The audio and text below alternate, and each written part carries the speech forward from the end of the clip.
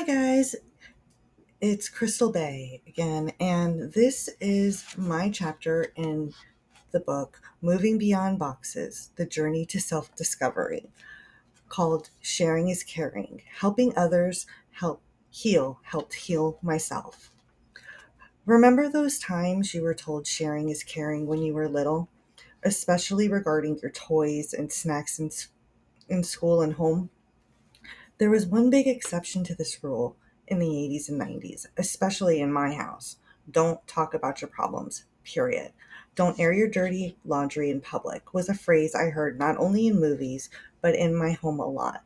There was also the saying, children should be seen and not heard, though thankfully that wasn't spoken as much.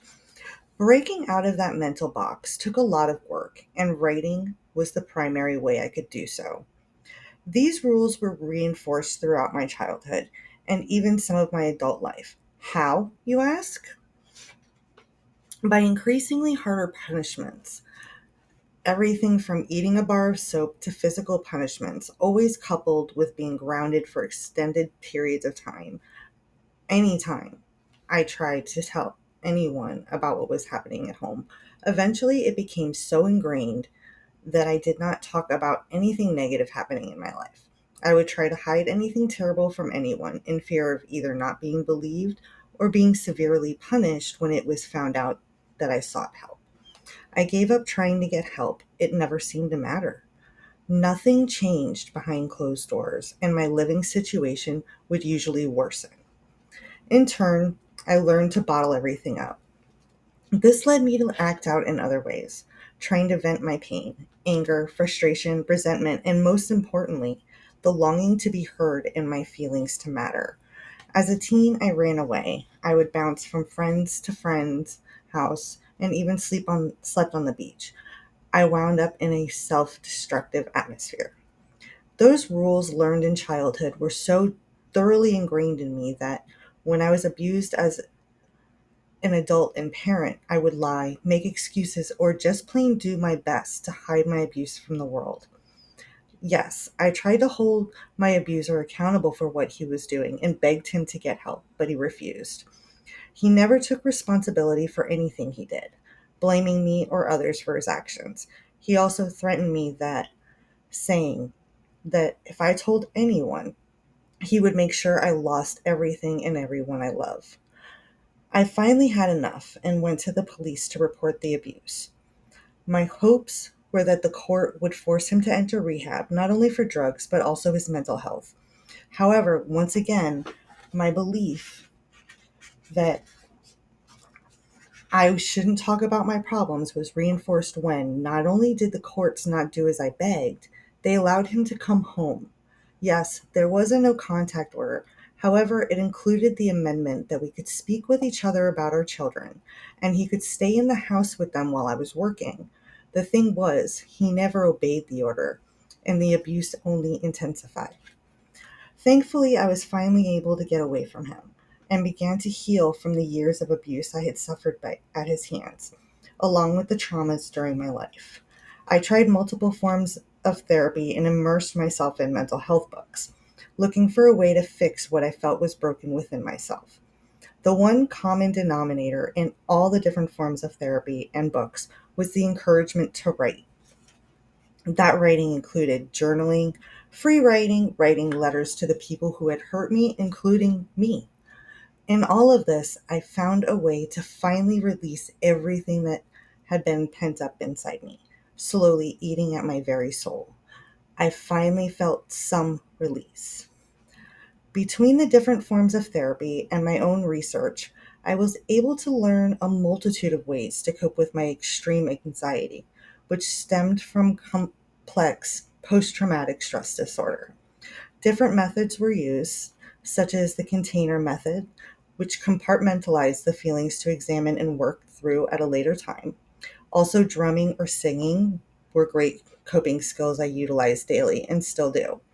Still, the problem was that these were just temporary fixes that failed to solve the underlying issues I needed to face.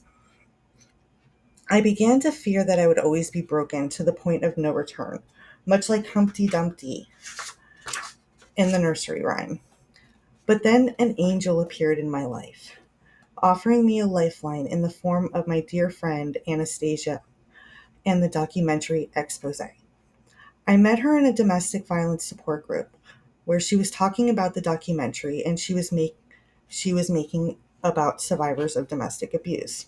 I volunteered to be interviewed as I was intrigued by this and hoped that in sharing my story, I might be able to help someone.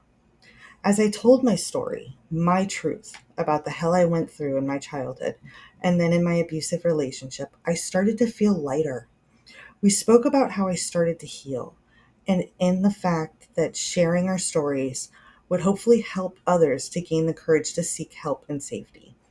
In taking that first step, I started to take my power back from all those who had silenced me throughout my life. It led me to become a certified life coach and art therapist, wanting to help others recover from the trauma of abuse. The sad thing was that even though I had worked so hard to get my certifications, my ex kept interfering with my ability to use them for a very long time. About a year after I got my certifications, Anna once again introduced me to a new platform where I could learn and grow. She invited me to an audio room on LinkedIn where she was reading her story about her abuse. There, I truly started to grow as a person and start healing. About 4 months after beginning to come to audio rooms and raising my hand to speak, I was introduced to some fantastic people. After meeting Dr. Constance Leland, she gave me some homework to start my own audio room. That was followed by another type of homework from new connections I met during her global summit when I was invited to write in an anthology. I had been tossing the idea of writing my story anyway, so I felt it was good to see if my message was worth sharing. As I started writing my chapter, I felt truly lighter. It was as if sharing that piece of myself in such a permanent way, intending to help others, release some of the pain I had been keeping inside. That particular story was about the wake up moment that led me to leave my abuser. In writing about that difficult time in my life, I started to forgive myself and fully begin healing. Moreover, with that chapter, my relationship with my mother, Danielle, also started to heal. She said, "It's a great article, but I want more. I really think you sharing your story will be able to help others." This was a monumental moment in my life. Here was the woman who my entire life had ingrained in me, "You don't air your dirty laundry outside," telling me to do exactly that. That, indeed, was a life-changing moment for me. So I started to write Rise of Crystal Phoenix, which is turning into a series. One of the things I have learned in writing is that you don't want to lose your message in the narrative. So I've been breaking it down into bite-sized morsels. In each story, I write about my past and how through rising above it, I heal more of my soul.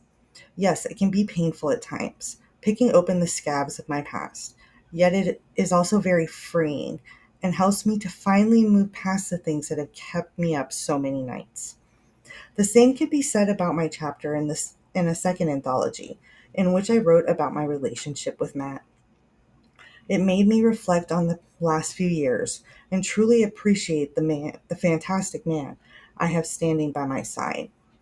It has also been in this way that I have finally been able to start using my certifications as I had always wanted to by helping others. It is true that what they say. Once you write a book, you are considered an expert in your field, and it has opened doors to being able to coach survivors and help them rise from the ashes, going from barely to surviving to thriving in life and love. Even now, as I write this chapter about breaking out of the box of being seen and not hurt, I find myself healing a little more. I am inspired to write letters to loved ones whom I've lost, telling them the things I longed for them to hear, both the good and bad. I am able to write things I was too scared to say, or in some cases, didn't even realize it needed to be said. So I encourage you to write in any form you feel freeing. Here are some tips on getting started, and you don't need to write a book for this to work. 1. Free writing is very cleansing. All you do is just sit down and write whatever comes to mind. Most of the time, it doesn't even make sense, but it is very freeing. 2, write letters to anyone, even yourself. Explain how they've made you feel, whether excellent or bad. You don't have to send them, but getting the words out there helps. It can also help when communicating those feelings you were scared to say. 3, journaling, of course. Whether it's a gratitude journal, dream journal, or your daily thoughts and dreams is a fantastic way to start. These are just some ways that you can begin to heal through writing. So, of course, you can always write a memoir of your life to pass on to your family. This is how I broke out of the box and truly learned that sharing is caring.